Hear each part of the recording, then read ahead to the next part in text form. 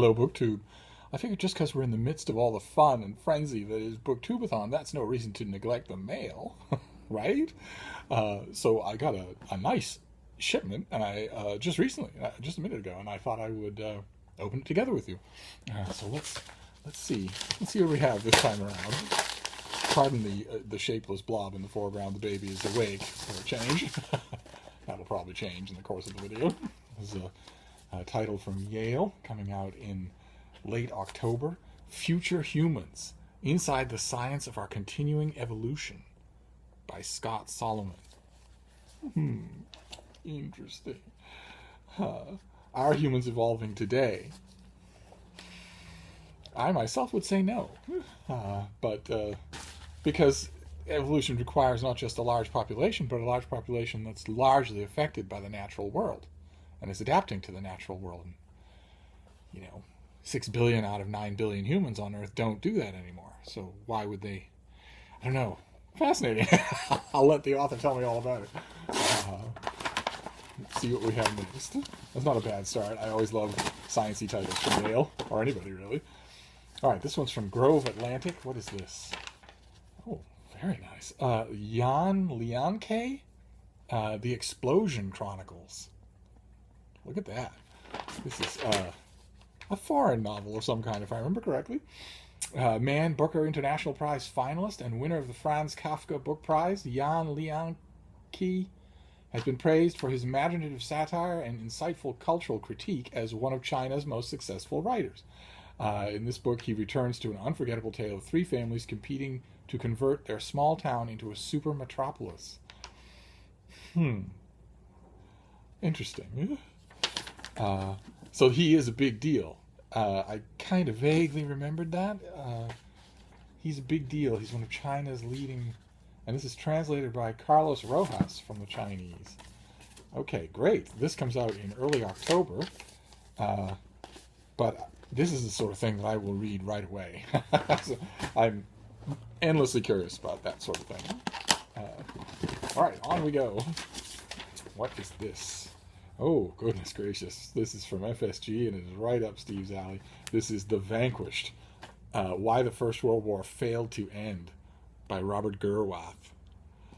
Very nice. This comes out in mid-November. In it, the author convincingly complicates the received narrative of the armistice of November 11th, 1918, marked the end of World War I and the beginning of a calmer interwar period. Rather than focus on the experiences of the war's primary victors, Gerwath tells the lesser-known stories of the civil wars, interstate conflicts, revolutions, spates of ethnic violence, and refugee crises that occurred throughout much of the lands of the vanquished in the years immediately following the war. As he demonstrates, the initial post-war years were marked by painful transitions and struggles in the wake of the death of great land empires in Europe and the Middle East. Okay. All right, so he is making the sometimes made argument that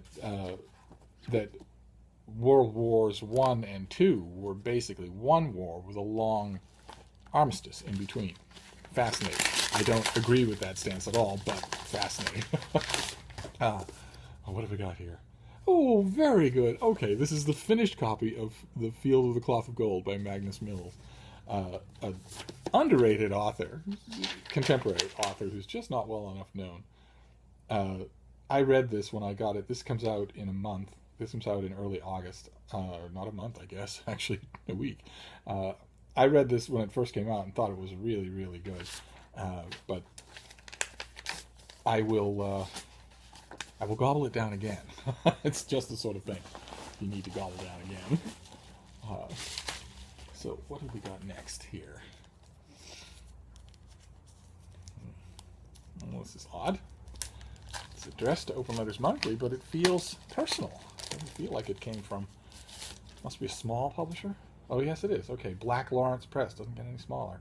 This is Coulrophobia and Fata Morgana. Stories by Jacob Apple. I don't know who he is when he's at home. Thank you in advance for considering this ARC. This would be Jacob's third collection of short stories published by Black Lawrence Press. Okay, so he's not a newbie. We hope you'll consider it for review. I most certainly will. If not myself, then a freelancer. Very nice. All right, so that was unexpected. Now we move on. This is another title from FSG. Naming Thy Name. Crosstalk in Shakespeare's Sonnets. Sold already. Never heard of it before, but I'm sold already. Oh, and it's by Elaine Scarry. Can't do better than that. Someday, I will sing the praises of an essay that she wrote for the Boston Review. It is one of the greatest things ever written about 9/11. Can't praise it high enough. But anything she writes will be fine by me. Shakespeare's sonnets are indisputably the most enigmatic and enduring love poems written in English. They also may be the most argued over sequence of love poems in any language to date. But what is it that continues to elude us? While it is in part the spellbinding incantations, the hide-and-seek sound and meaning, it is also the mystery of the noble youth to whom he makes a promise that he will survive in the breath and speech and minds of all of those who have ever read the sonnets. How can such promises be fulfilled if no name is actually given? Okay, so I guess she's going to try to name the splendid youth in the sonnet sequence. And it's only a short step from there to naming the Dark Lady. Okay, well, we'll see. Certainly read my share of such books. All right, so on we go. The next one is Basic Books. Oh, okay. This is a new biography of Toussaint Louverture, about whom this is by Philippe Girard. I know not nearly as much about this guy as I should, so a new biography, soup to nuts biography, is probably just the thing for me. His life was one of hardship, triumph, and contradiction. Born into bondage in Saint-Dominique in the present-day Haiti, the richest colony in the Western Hemisphere, he witnessed firsthand the torture of an enslaved population. Yet he managed to secure his freedom and establish himself as a small-scale planter. He even purchased slaves of his own. Huh. Okay. All right. So this comes out in late November. Looks like we're hitting the autumn titles here. That's to be expected. Look at this, bright blue, and it's one of two. I got two look just like this. Very strange. Also seems like something that a person would do, and not a publisher's mail house. A Stone's Throw, Memoir of a Dope Fiend by Scott Spacky. This is from Primordial Publications, but it feels self-published to me. The hedonistic descent from innocence to narcissism in the dark culture of methamphetamine, psychedelics, organized drug, crime, and sex in 80s Los Angeles. Okay. All right. Okay. Well, we'll see. I bet this is the second copy of that same book. If so, that's very good. It's just what publishers should do. Oh no, it's not. It's still Primordial Publications, but it's a different book. This one is Project Addiction: A Complete Guide to Using, Abusing, and Recovering. Okay, so they're sort of sister publications. They're sort of linked. Good. That's ambitious. I'll give them both a try. Let's see here. We're getting to the end. We're almost done, in fact, for today. There's this thing. What is this? Okay. This is the finished copy of Wild Sex, subtitled The Science Behind Mating in the Animal Kingdom. Okay. So, there's me and Deb on the cover. If you think humans have a tough time dating, try having it to do it while being hunted down by predators against a backdrop of unpredictable and life-threatening conditions. Obviously, this author's never been to South Boston. Okay, so this comes out in early August. I have the ARC up there on the shelf and have not read it. Now I feel a little guilty about that, so I'll get right to it. And this is our last one. Last one for today. What is this? And this is by Naomi Fowle. It is Soul Survivors, as in that kind of soul. This is from Quercus.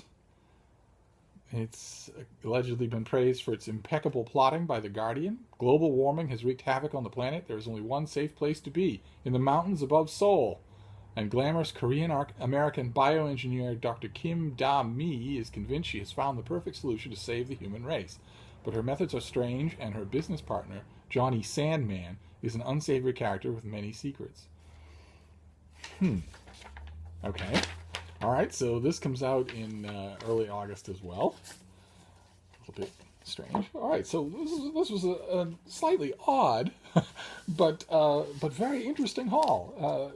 It had its share of small press stuff, which I don't usually get. So that's very good. And we'll do another shipment soon. So let me know what you think of any of these, and I'll see you soon, BookTube. Thank you.